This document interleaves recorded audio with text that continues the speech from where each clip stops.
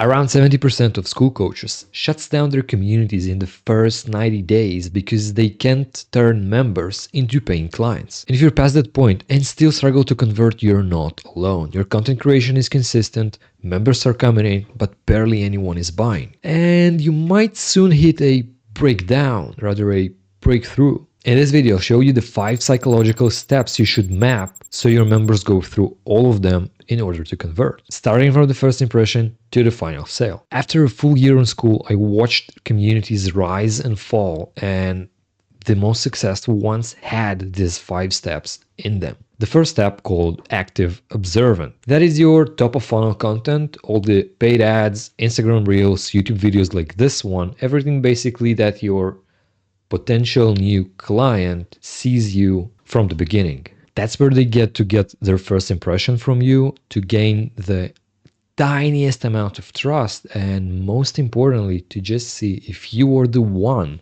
who understands them. In this stage, they're actively looking for someone who understands their problem. They're not looking for someone who is capable to solve. Well, eventually they are, but first of all, they want to see if you get them before they trust you, rather than someone who is having all the answers. It's very important to understand it, because not many creators focusing on the emotional side of the content, of the things, of the stuff, mostly on solution, which are great. People do love solution, and eventually they will trust you too. But first, to create the initial contact, you have to get emotional with them. They have to understand that you get their story, you've been where they're at right now, and you already passed that stage, and you know how bad it feels to be where they're at right now. The first time I went to a gym, it was nervous. You get inside, you don't know anyone, you don't know nothing, how to do, how to lift, it's all strange. And I look at the mirror and you see all of these people like flexing in front of a mirror, and you're like super skinny and you have no idea what to do. So you go to one of the machines, try to do something, you finish and you like stare at it and you have no idea what's going on.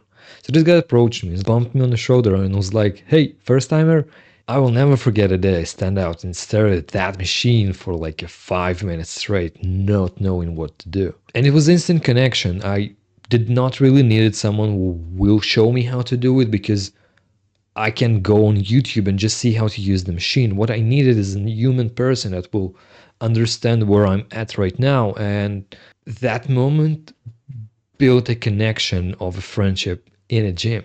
And that's what you're looking to do. You don't want to be the guy who like solves the problem. You want to be the guy who gets it. So when you positively answer the "do they get me" question, you move to the next stage, which is the safety test. So you feel their little trust meter to the point where they like, okay, he knows what I need and he might help me. So they take a sample of your solution. Basically, they're opting for your lead magnet or your Skool community. And that is the stage where you first time go to the beach in, let's say, May, after the winter. So you arrive there and you still feel the cold breeze when you get closer to the water, and you're not sure if you should jump in the water. So you cautiously take your leg and slowly dip it into the water to test the temperature.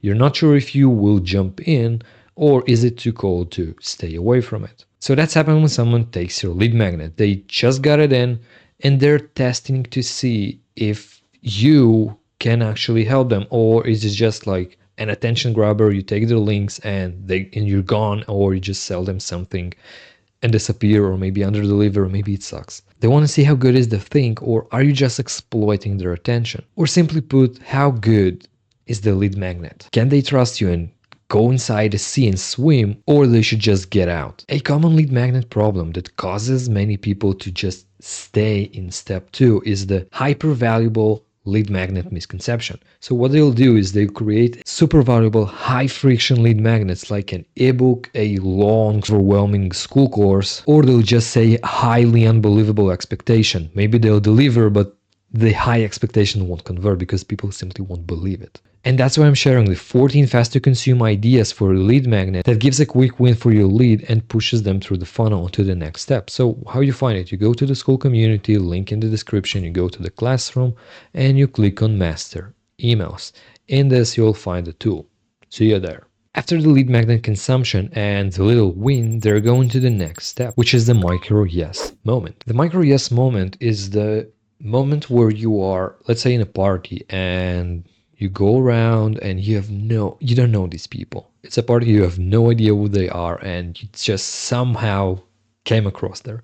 So you go around and you try to see where you can connect, what you can do, and you start seeing the people. And the first few interactions, the first few smiles, first few handshakes, the first few casual laughs, these are the micro yes moments. So in our case, it's the first engagement inside your Skool community or with your email list. So it could be liking, it could be commenting, replying, maybe just clicking on the videos, opening the post, jumping on Skool, seeing what you're doing, checking your classroom, just getting the micro yeses and the micro smiles with your things, some high fives with you, maybe some like the tiniest interaction with your things. And basically they're just interacting with your sales campaign and you're nurturing things.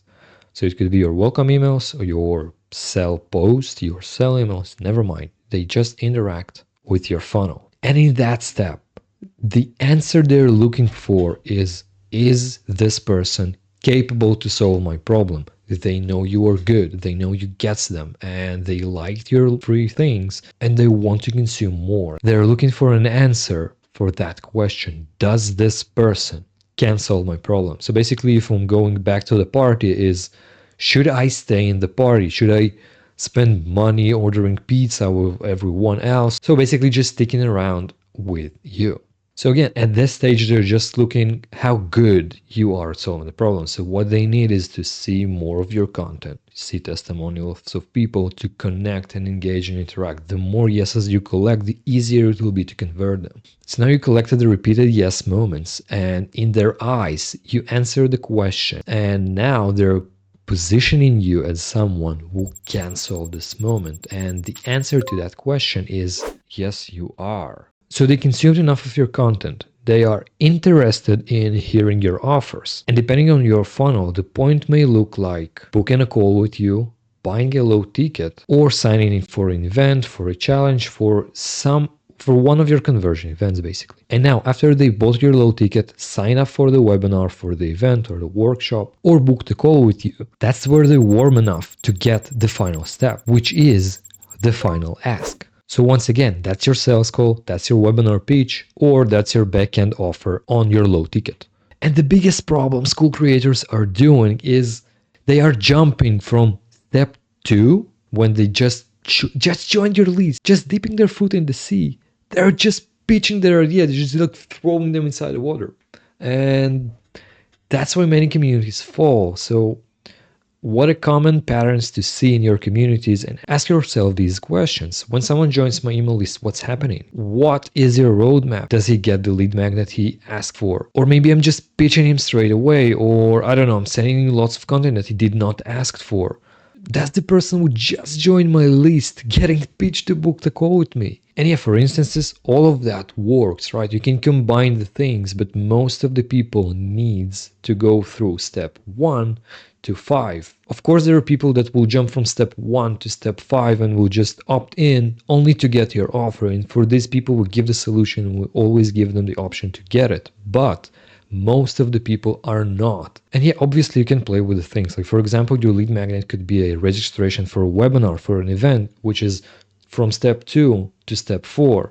But still, you do send them content before they register, right? Maybe they just join in. But on the webinar, you do the 4th step. Either way, all of the people that are joining your leads, joining your Skool community, all of them will get through your lead magnet. So a powerful lead magnet that drives attention is what matters. And attracting the right people which will need a solution might be the hardest thing you experience. So once again, go through the lead magnet list below and find something that suits your business, that is not only attracting the people, but also put them close to where they buy. Because the best lead magnets are these who can attract the most people, but the people that they bring the closest to your offer, and the people who need to solve their problem now. So check the link below. And if you're looking for 3 automation that can save you at least 10 hours a week, go watch this video next.